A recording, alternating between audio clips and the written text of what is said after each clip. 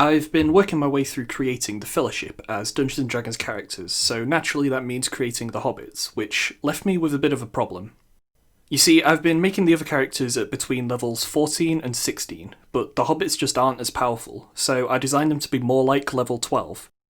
Of course, you can create these characters at whatever level you choose with this guide. So with that out of the way, let's get started on creating Meriadoc Brandybuck. Merry is of course part of the Halfling race, and for sub-race I would recommend the Stout Halfling option. This gives a +2 to Dexterity and a +1 to Constitution, as well as the abilities Lucky, Brave, Halfling Nimbleness, Resistance to Poison damage, and Advantage on saving throws against poison. The Lucky and Poison buffs in particular will be extremely helpful for survivability. Next we have ability scores. I'd recommend focusing Wisdom and Intelligence above all else, with Dexterity and Charisma slightly below that, and then Constitution and Strength are going to be less important. So for Merry's class, we need to use our imagination a bit to get something similar in feel to the character. I chose to focus more on Merry's intelligence and perceptive nature. He was one of the main contributors to the conspiracy, and was the one who planned out the route the group took on their journey before meeting up with Strider. So to achieve these high levels of skill proficiency, I'm starting off with Merry as a bard, and this is where most of his levels are going to be put. So the gear we take will be from the Bard class, starting with a short sword, which will be representing his weapon found in the Barrow Downs. Then we will take a Diplomat's pack, and finally a choice of musical instrument. As far as I know, Merry is a purely vocal performer, and I couldn't find any mention of him using an instrument, so for this you can just take whatever your preference is. But most importantly are the abilities, specifically Jack of all trades, which allows you to use half of your proficiency bonus on skill checks that you are not proficient in. I'll be covering what to do with expertise later on with the rest of the skills, and for your Bard College I would suggest the College of Law, as it lines up more with Merry as a person and gives even more proficiencies. There are also some spells which I will be covering later on. With Bard making up the bulk of this character, I also put 3 levels into some other classes, the first 2 of which went into Ranger. This will give the character a few things, but most importantly a favoured enemy, which should probably be beasts based on the woods of the Shire, although Orc would also kind of make sense. Then there is the favoured terrain, for which I chose forest, but grassland would also fit.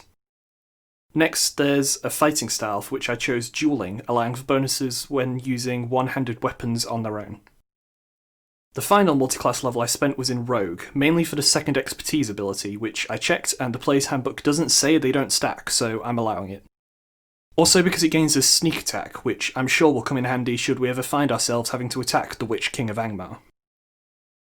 Due to these multiclass levels, this character won't have access to many feat options, but I would recommend Keen Mind and Skilled for those times you do.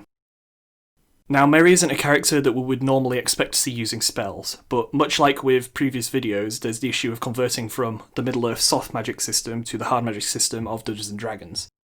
So in this case I have a couple of more passive spells for Merry that I think fit well. Some recommendations I have are Animal Friendship, Friends, Mending, True Strike, Vicious Mockery, Comprehend Languages, and Heroism. I struggled for a bit to decide on a background for Merry, but I've elected to go for Noble, as he is in line to become the Lord of Buckland after his father. Which fits the bill, and stats-wise it helps with the character we're making. Also from this background we get an extra language, for which I selected Dwarvish. I did however use some personality traits mixed in from other backgrounds, and they are currently on screen. Merry is a highly intelligent and perceptive character, so role-playing you should use your abundance of skills when and where you can. Also, much like all members of the Fellowship, Merry has a fierce loyalty to his friends, especially Pippin. Now I'm going to go over my recommendations for the skills you should take. For starters, we already get History and Persuasion from the Noble background. Then we have 1 Rogue skill and 1 Ranger skill due to our multiclassing. For these I took Stealth and Perception. Next we can take 3 more skills due to our Bard starting class, for which I took Nature, Performance, and Insight. Also, because we're part of the College of Law, we get 3 more skills, for which I'd recommend taking Investigation, Survival, and Animal Handling.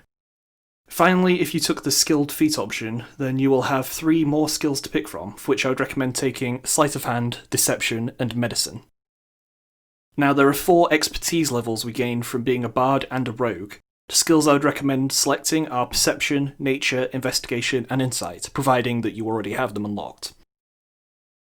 Anyone familiar with this set of videos will know that I like to end with a homebrew ability or item to try and add more flavour to the build. I briefly considered giving both Merry and Pippin access to some pebbles that could knock down fully armoured Urukai, but decided that was a bit extreme. In the case of most of the hobbits, I decided instead to go for a range of smaller abilities. For Merry, those abilities start with a +5 to stealth when not moving, to represent the cloak given to him in Lothlorien. And I gave Merry access to Druidcraft, as I think it suits the character. The last one is probably pushing it a bit, so it's up to you whether or not you want to use it. The idea I went with was that the Druidcraft was given to him after he drank the Entwash in Fangorn Forest. And that's everything I have for this character. If you enjoyed the video, I have a link in the description to my playlist for creating every member of the Fellowship, so be sure to check it out.